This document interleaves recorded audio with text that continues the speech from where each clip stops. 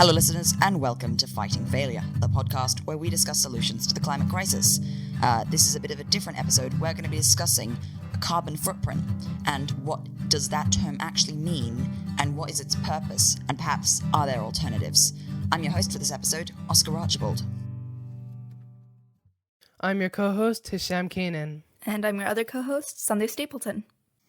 So, as I said, the topic for this episode is the idea of the carbon footprint, but perhaps there's an alternative. So I think what we need to do first is we need to look at where does this term carbon footprint actually come from?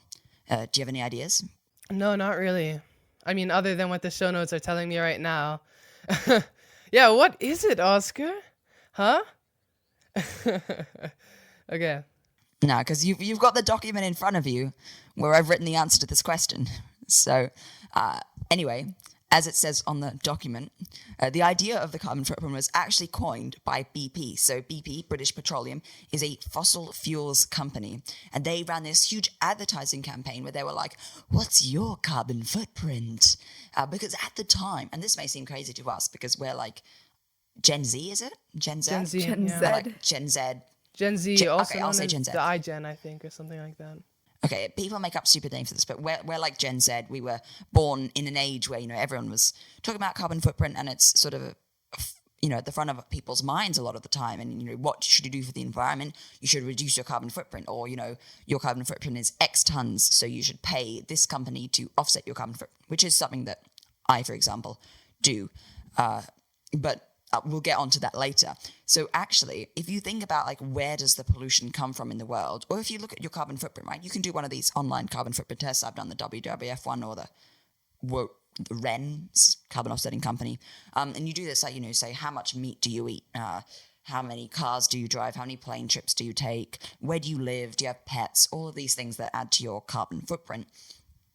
But actually, even if you had no pets, no accommodation, eat no food, obviously this is impossible, but the point is that these carbon calculators, they ask you what country you live in. And that's because the nation of the United Kingdom, as a whole, emits a certain amount of emissions just from the general infrastructure that the government pays for. And so they sort of divide that up between the citizens for the carbon footprint. But actually, especially if you voted against the current government, it doesn't make that much sense why we, as a citizen, should have to take account for the emission of fossil fuels that's been done on our behalf without our consent.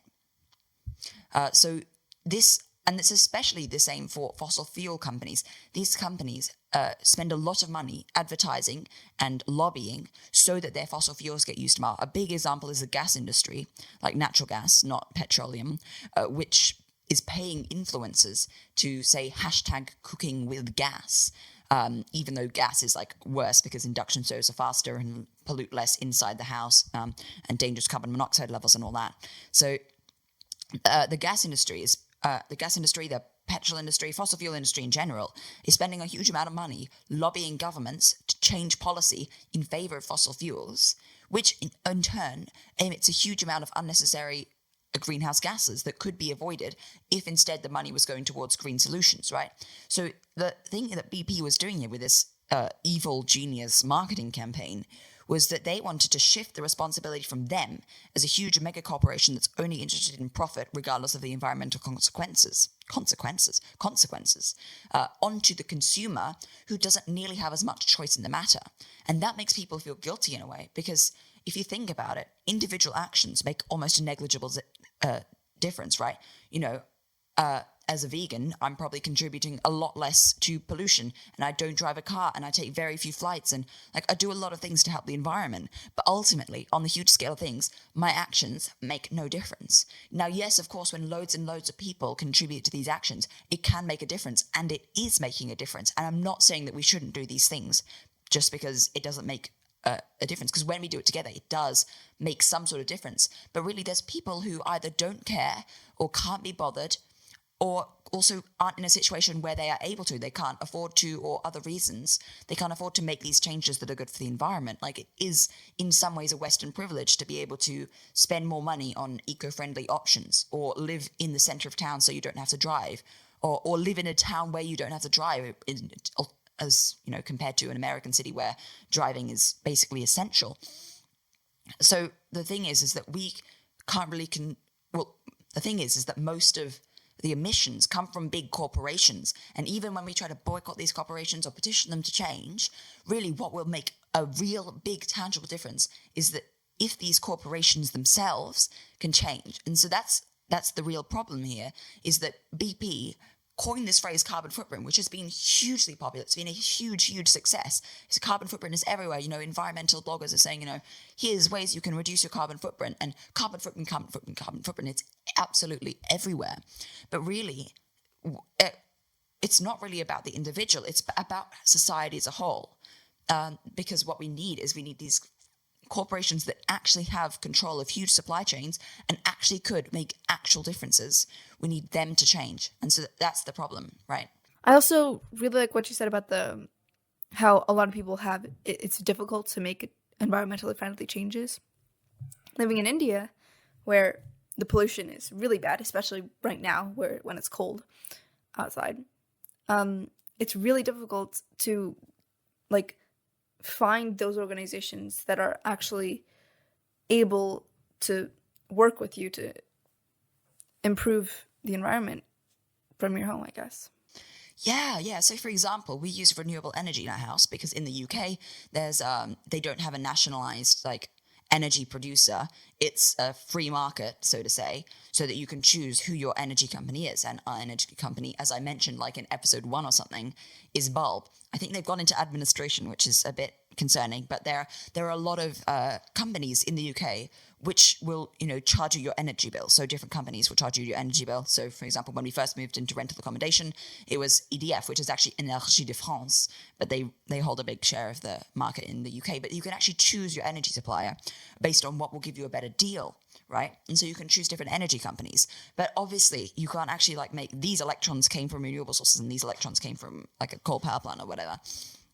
And the way the electricity grid works, right, we talked about this a few episodes ago, number 18, is that, just the grid produces power and it takes to your house. And because of the way electricity works, it doesn't even really make any sense to talk about where the power has come from, but rather can the generation of renewable energy be linked to your consumption. So how it works is that these energy companies will put energy on the grid for the energy that customers use. Whether that energy is actually going to those same customers makes no difference, right? So, for example, we use renewable energy, but actually my guess is that the energy I'm using right now to keep these lights on and this computer recording and this, monitor showing the show notes is actually probably coming from a fossil fuel source. But that doesn't really matter so much because actually what we're paying Bulb to do is to put as much renewable energy on the grid as we use, and that's the same for all of their other customers and for Octopus Energy, all these other sort of green tariff companies that use 100% renewable energy. However, it can be that Bulb is more expensive than perhaps other energy companies. Not necessarily the case, right? I think it is pretty competitively priced. But the thing is, not everyone can afford to, or maybe they're in some sort of rental accommodation where they can't switch their energy supplier, or maybe it's a school which is on a big,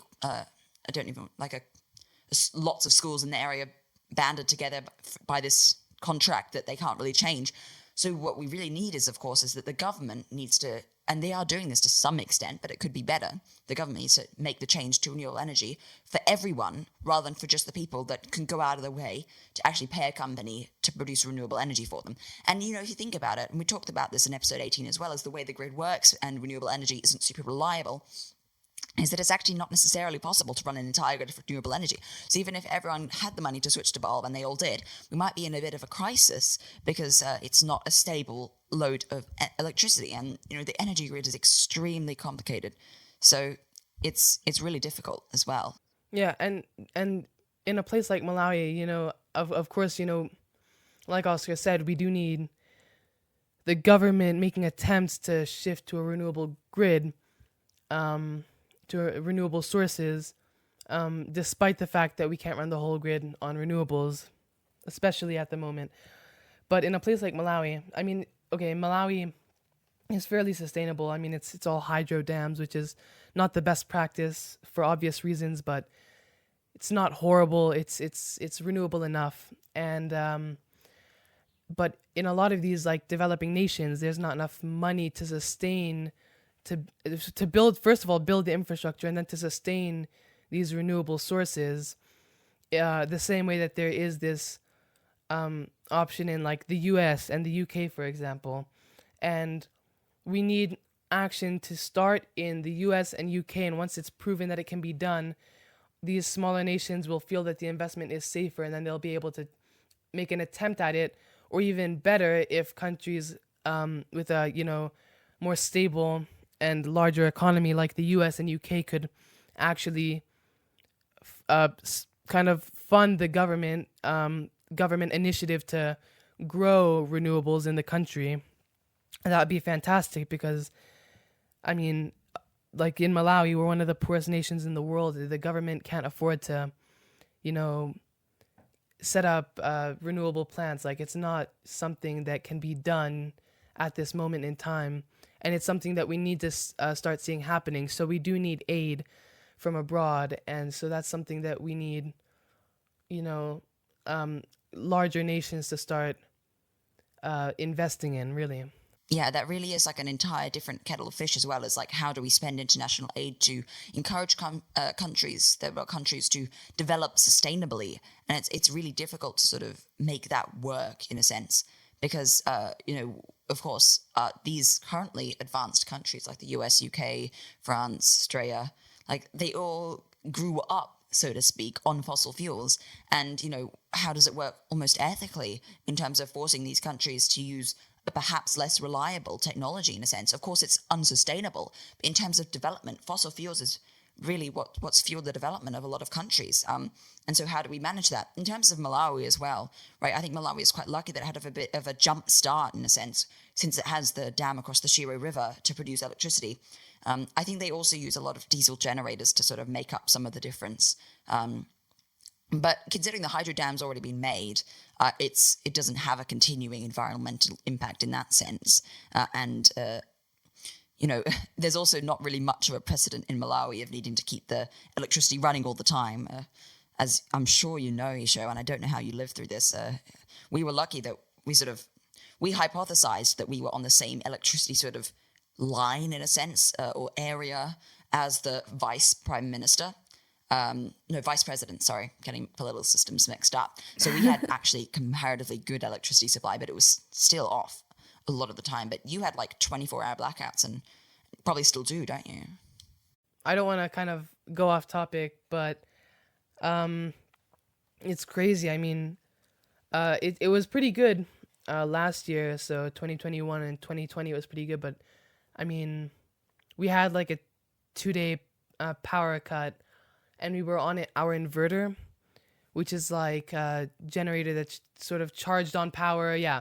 And so then we can turn that on, and then it'll power the house for a while until the battery runs out, and then it needs to be recharged on electricity, but then we don't have electricity, so then all our facilities are off, and so then our fridge is off, and things are going to start going bad. So it does cause problems, this unreliable energy, but that's something totally different from what we're getting at. So why don't we get back on track, Os? Yeah, I remember when I was there, I lamented the lack of Wi-Fi. Of course, Sandia was with the US Embassy, so had a backup generator, so she always had power. Lucky. Unless used fossil fuels, and we didn't always turn on the generator. Yeah. And, stuff going bad in the fridge is food waste, which is another environmental problem as well, of course. But yeah, we had a generator, but we almost never used it because, it wasn't paid for by the United Nations. So we didn't use it. We have a generator, in fact, but like the wires were all taken out of it by some of our guards a while back. So there's no, like all the circuiting in it is all off, so we can't actually run it. But the inverter's been working just fine, so. Like a gem. Yeah, an inverter would have been a good investment, but it's quite expensive, I believe. But it should work well, especially if considering how spread power is. But that has been a huge tangent. Now, on the topic of developing countries, and this was something I did want to mention, is that if you look at the statistics. If you look at the statistics for the emissions of countries like the UK, you'll actually see that it's gone down in recent years. Australia's emissions have continued rise, I believe. But the UK, the emissions have gone down, right? And that's mainly, in fact, because the transition of manufacturing from countries like the UK, we've just like offloaded all of the carbon intensive things to other countries. So, for example, the manufacturing of cars. So, there's actually a BMW plant in Oxford, but it's actually quite rare for cars to be produced in the UK. They're usually made in China, right, or Japan, or somewhere other than the UK. But even if we're consuming these cars, or we're using these cars in the UK, the emissions from the cars when they're being, burning fossil fuels is attributed to the UK, but actually the production emissions of that car, and it's the same with electric cars especially, is attributed to the country of manufacturing rather than the country that's actually purchasing those goods and actually ordering for those emissions to be made to produce the goods, if you see what I mean, right? So we're basically offloading emissions to developing countries as well. So basically we're kind of placing the blame and the responsibility on the suppliers, on the supply, not the demand, And that's sort of, in a way, that's because of the focus on carbon footprint and meeting Paris climate goals of tons of carbon emissions. We're just sort of playing with the numbers, especially in Australia. They're making huge problem, very dodgy accounting, let's just say, and honestly, I really want to go off on a tangent here about what Australia did. So basically, there's this thing called the Kyoto Agreement, which was like 1997. It was like a precursor to the Paris Climate Agreement, and they made these targets, and Australia basically took the whole conference hostage. Please stop whistling. Thank you. Australia basically took the whole conference hostage and said, on the last night, they were like, we're not going to sign this unless you make a special clause just so that we can emit even more emissions. I think that was Kyoto. If it's not, I'll make a correction in the comments. It was like the Australia clause, just to make a special exception for them. So they set an incredibly high target for their emissions, like much higher than their current emissions were, so that emissions continue to grow. But what a surprise, they didn't actually use all of their allocated emissions, right? So they didn't reach their target. Like, look, we're amazing. We set an impossibly high target and we've gone under the target. Oh gosh, Australia, we're so good. And so then what they did in like the Paris Agreement, and still forward almost to this day, they only ended that recently, was that then they said, you know what? We have gone, way over our Paris Climate Agreement, what we said we'd go, we're going way over the target there. But you know what? We went so under budget in Kyoto that we're just going to, use these unused emissions from Kyoto and just say, oh, look, actually that cancels all of our extra emissions. Just because we set an impossibly high target in the past and what a surprise we didn't use them, we can then use that deficit there to account for all of our extra emissions today. Hooray, we're so good. And you know what, now what they've done is to say, Australia, we're so sorry, we're going to do net zero by 2050.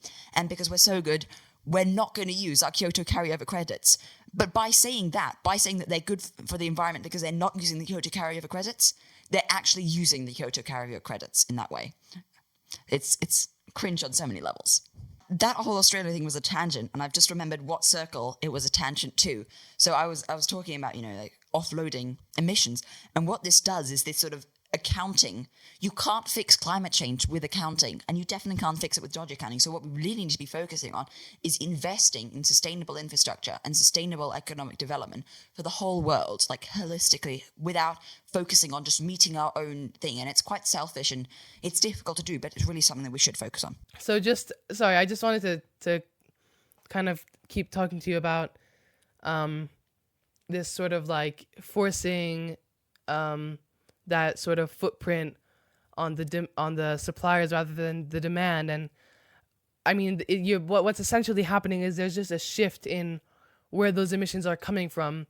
And so basically I think what the governments are doing is they're exploiting this whole model of the carbon footprint so that they can kind of display their success in limiting their emissions, but they're not actually cutting any emissions, because what they're doing is they're just shifting emissions from their country to another country and then letting that country deal with their emissions.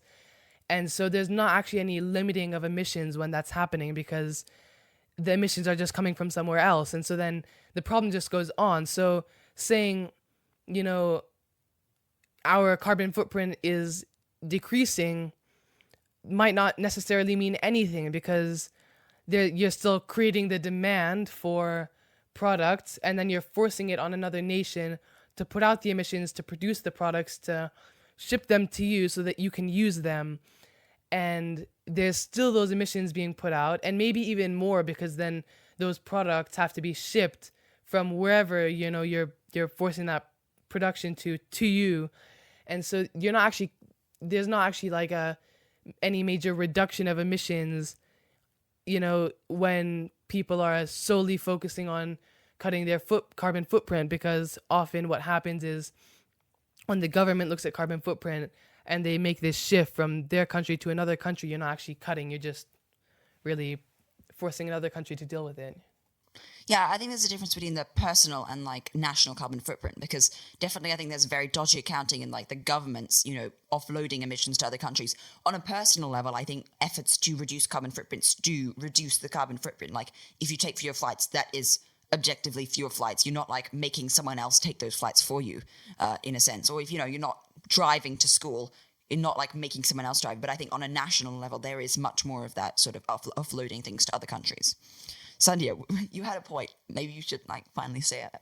I was just going to bring up the last point in the problem section here you've written.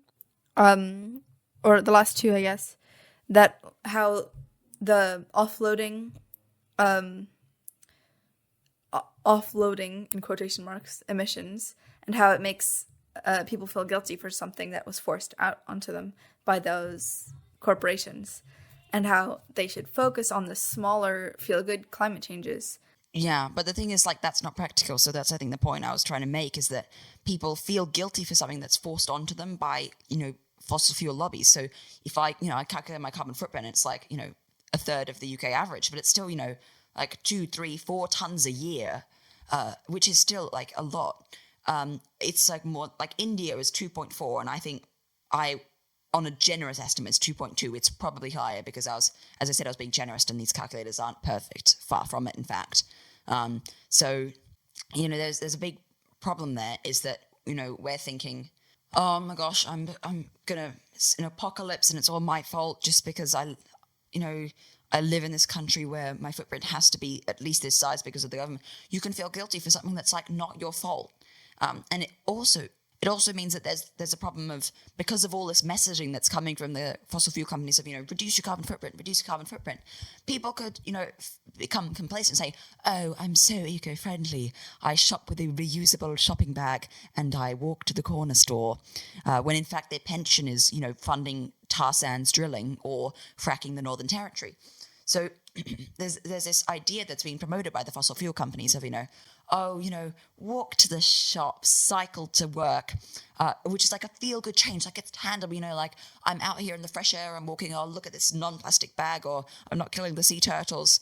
Or, you know, even if you're, you know, if you're doing even more, you know, like, oh, I'm not eating any meat or eggs or dairy or any of these things because, you know, animal agriculture is bad for the environment, or I'm only eating organic fruits and vegetables because, you know, pesticides are bad for the environment. There's loads of these changes that feel good. But ultimately, you need radical systemic change. And if people focus too much on these, like just doing these small things, and then become complacent, you're like, you know, I've done my bit, you know, don't want anything else to do with this. This could mean that people, you know, as I said, they become complacent rather than demanding radical changes from the government, rather than protesting and petitioning, and especially voting to support politicians who want to actually make good changes for the environment, rather than just, you know, banning plastic straws. Yeah, I think it's definitely a balance. You don't want to stop doing the small good things. Yeah, for sure. But you definitely don't want to stop demanding radical change and trying to make a bigger difference. But ultimately, like the 5 best things, and this is from the solution section, but I'll bring it forward a bit, like the 5 best things that you could do to reduce climate impact, right, is have 1 fewer child, go car-free, use renewable energy, avoid plane travel, and eat plant-based food, right? Those are the 5 top things you can do. Like, the things below that are almost negligible. Like, compared to, like, these are negligible on their own, like, on a big scale, but, like, on a small scale even, like, things below, you know, number 5 on that list are, you know, like, you know, reducing plastic bags. Like, that's definitely something that's great to do, for sure. But, you know, on the wide scale, what we need is actually for the companies to produce things in recyclable packaging, and to support plastic recycling even when it's not economically sustainable.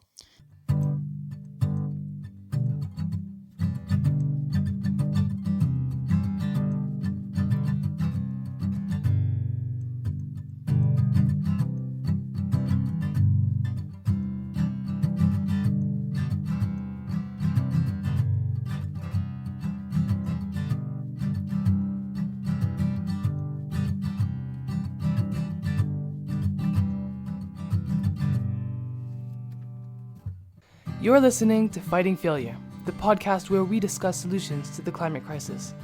This is episode 22, all about the carbon footprint. Don't forget to review us on Apple Podcasts and share this episode with a friend. Now, let's move on to the solutions. You can find us at fightingfailure.earth.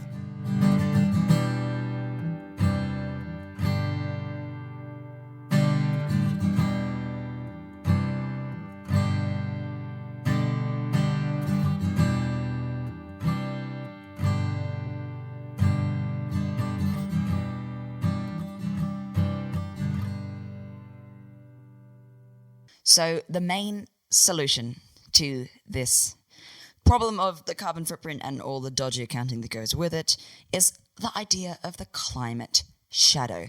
So there's this great article that I read that sort of explains this idea, and I thought I'd give you a bit of a summary. So what it starts with is this example of, there's this one person who flies all the time, and then compared to this person that lives in a small studio flat and walks to work. Which person do you think has a bigger carbon footprint? Of course, it's the person who flies around the world all the time compared to the person who walks to work.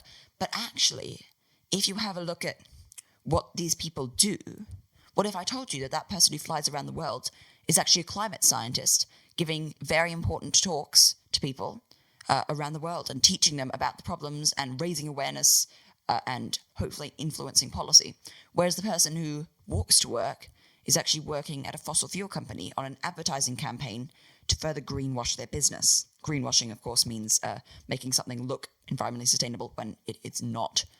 So you can see the problem there, right, is that the carbon footprint is very, it's very precise. It takes into account what emissions do we cause as a result of what we do.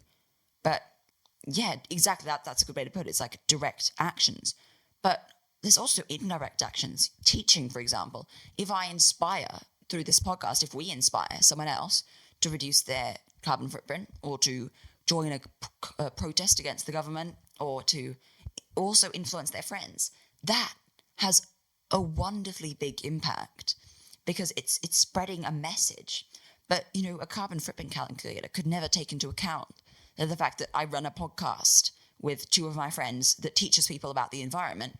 Like that's not going to work like that, right? Whereas, this person who walks to work but is working with an advertising agency that's greenwashing a fossil fuels company, that is like directly making loads and loads of people perhaps do things that are worse for the environment whilst thinking that they're being better for the environment, right? They might think, Shell is using 10% biofuel, so that's good for the environment. I'll go to the petrol station that has them instead. Biofuels are life fuels, episode 17. But this is what these companies are doing, is that they're greenwashing, right?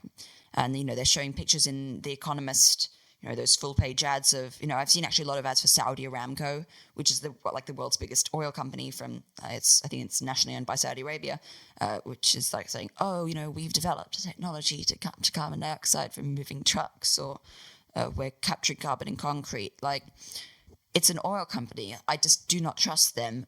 I do not think they could have any good intentions. So if you're one of those people that's, working for these companies, despite the fact you might walk to work from a central London studio flat, right? And the impact you have on the environment could be vastly negative. But again, that cannot be taken into account by a carbon footprint calculator. I think it's sort of in the name as well. I mean, it's a carbon footprint. So, you're only really looking at like this. A footprint is a very small thing that we leave behind, right? We leave behind a lot more than footprints when we walk. And so, like, to just, I mean, it's in the name, right? Like, to just look at the footprint, you'll be missing like a spectrum of information. And so, really, it's a very like boiled down view that kind of enables these companies to exploit their users and such, really. Yeah. So actually, to use your metaphor of like a physical footprint, I think that's really good. So imagine, you're on a beach where the footprints get really deep in the sand. So say I'm walking along and I'm this flying climate scientist. So what I might do is that my footprint might be like big. Maybe I just have big shoes, okay? Like imagine the plane is putting on really big shoes. So I have a big shoe and a big footprint. But what I actually do is, there's like a little kid running along the beach and you pick them up, right?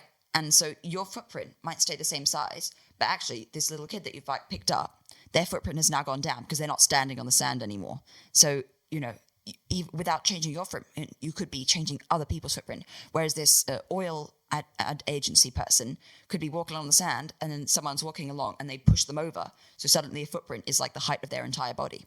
So it's like these indirect actions that you perform in your life that can make a difference on other people's carbon footprints and hence carbon emissions as a whole. Yeah. And I think the thing you said about the picking up the child and taking away the child's footprint or the other person's footprint, it's less about the, like Hisham said, the physical footprint you leave behind and more about the people you influence. I mean, and it's not just about the people you influence, right? Like, there could be things which are entirely, entirely out of the picture. Like, maybe you're not taking into account, the shadow that person's casting, or maybe they, step on some crabs and kill them, or maybe they, like, release a lot of dandruff or something and, like, that's settling on the beach. Like, there's other things which you leave behind. And when you're only looking at the footprint, you're not looking at all these other things that are being left behind, right? So, it's important to really understand that it's not just about like your direct actions. There's a lot of indirect things that you can do to help as well. I mean, your direct actions do help, but there's a lot of other things that you can do and that you should be doing, and that people should be taking into account when they're thinking about, do I have a sustainable lifestyle? And I think that's something which a lot of people need to get in the mindset of constantly, testing themselves and thinking about, whether or not they're, what they're doing in their day-to-day life, not only, how they transport themselves, but, what they do for work, etc. And what carbon footprint does not carbon footprint, but what shadow does that cast? What does that leave behind as a whole, really? Yeah, because it's called the climate shadow, not the carbon shadow. Because climate change is about much more than just carbon emissions. There's methane emissions and nitrous oxide emissions from agriculture. Of course, those are actually counted in your carbon footprint as CO2 equivalents. But yeah, what are your impacts on ecosystems? I would like to say though, I would just like to add though that I think the reason that it's often people refer to carbon and carbon dioxide is that I think people convert a lot of other emissions into a standard global warming potential CO2 CO2 equivalent. Exactly. Yeah, but there's things that don't count in CO2 equivalent, like how much plastic do you waste? Like that doesn't produce emissions necessarily, unless it's like burnt in an incinerator.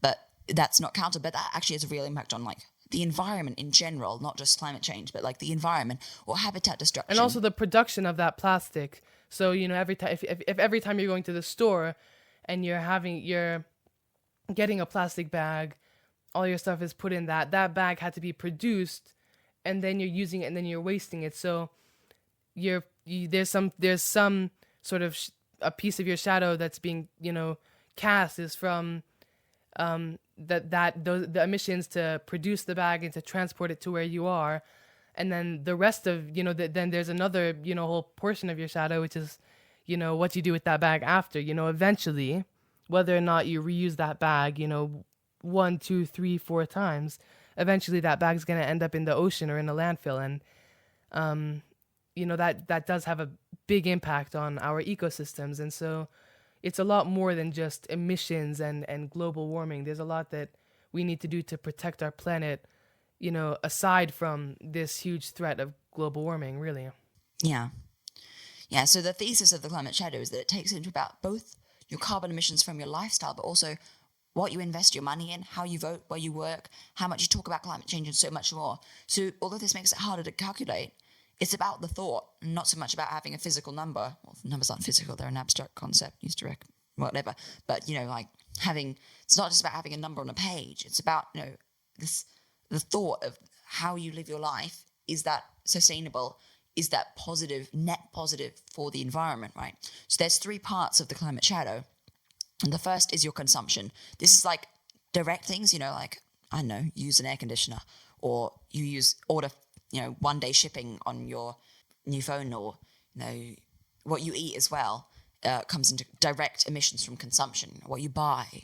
But there's also indirect things, like, are you helping to fuel consumer culture, for example, is one example of that doesn't necessarily impact your carbon footprint, but it still is part of your consumption that affects your climate shadow.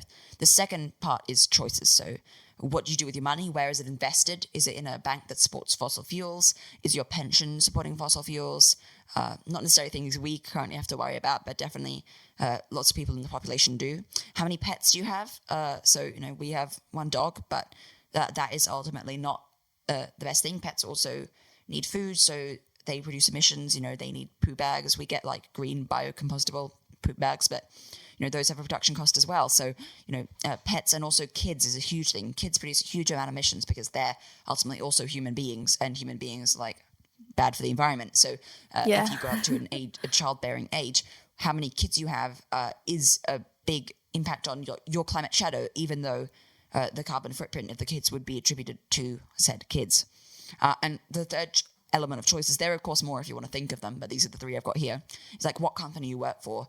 Does the company you work for support sustainable causes? Like if you're working for an oil giant, or a high street bank, or if you're working for the local supermarket, or on the other side of the spectrum, are you working as a professor of environment at a university, or are you a climate activist, or not necessarily things everyone can achieve, but you should think about, like, what are you working for? What does that company stand for?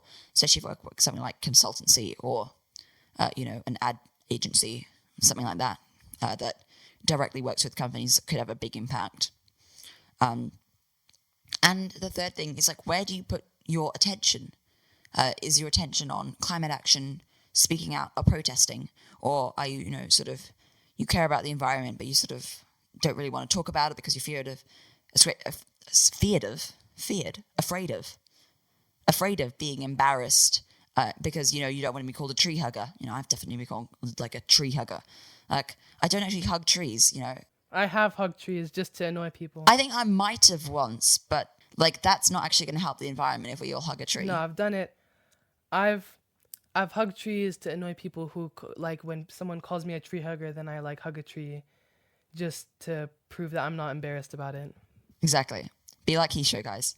So, yeah, the whole point of the climate shadow, right, is that you don't need to worry about your exact carbon footprint. Of course, you should still be eco-friendly, and you should, do those things, but you need to focus on the big picture, which is systemic change. And this is one of the reasons we started this podcast, is it's not just about the fact that we use renewable energy and eat plant-based or whatever. It's also about, what's your climate shadow? The big picture, are you pushing for systemic change? So, the 5 things, like I said before: 1 fewer child, car-free, green energy, avoid plane travel, eat plant-based. And I would also add on to there, if you're of voting age, vote for a party that supports radical climate action. A tangent for voting systems. If you live in a country, especially Australia, which is one example I can think of, which has preferential ranked voting, that means that you don't have to vote tactically, because you can just vote number 1 for the party that you support the most. And if there's a party that you don't want to get your vote, you don't have to vote for them at all. So say there's, red, green, and blue.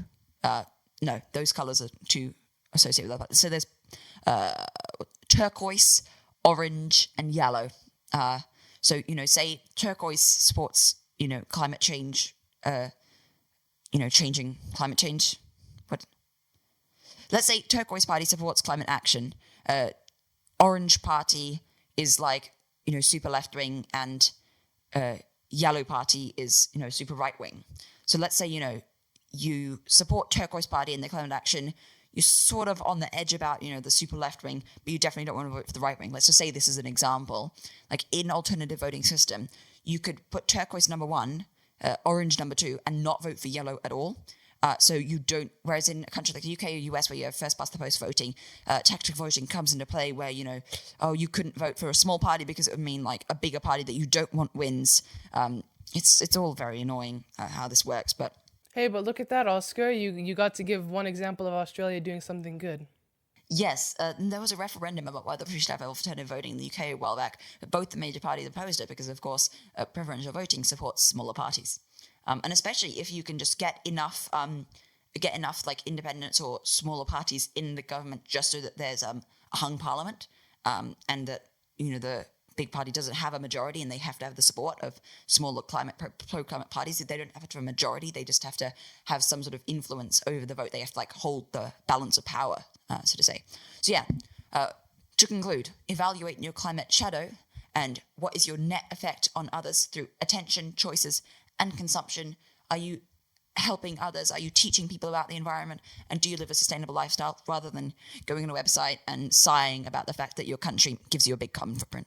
And let it be clear that I know it may have seemed like it, but we're not saying, you need to focus more on your attention, for example, than your consumption. It's really, you have to be putting effort into all three if you want to be making a change. And so you can't, I think right now a lot of people just really look at consumption, and some people are starting to look at choices, but if you're missing out attention and you don't look at that, then you're missing out this huge area where you could be making a lot of change and doing a lot of good. And so it's not really about focusing on one or two or picking out one or two things that you want to do. It's you have to pick a couple things from each area and do that consistently, and manage it well, and then you'll be golden. You need to definitely be aware of everything, every climate influenced choice you make. It's not just about ticking a box and saying electric car tick, renewable energy tick, plant-based diet tick. Okay, I'm good. It's a continued and concerted effort to make a difference. It's not just something that you can tick a box and say you're done. It's part of being a good citizen, perhaps, is that you're constantly involved in the discussion and in the debate, not just sort of ticking boxes and feeling good about yourself. Is that all?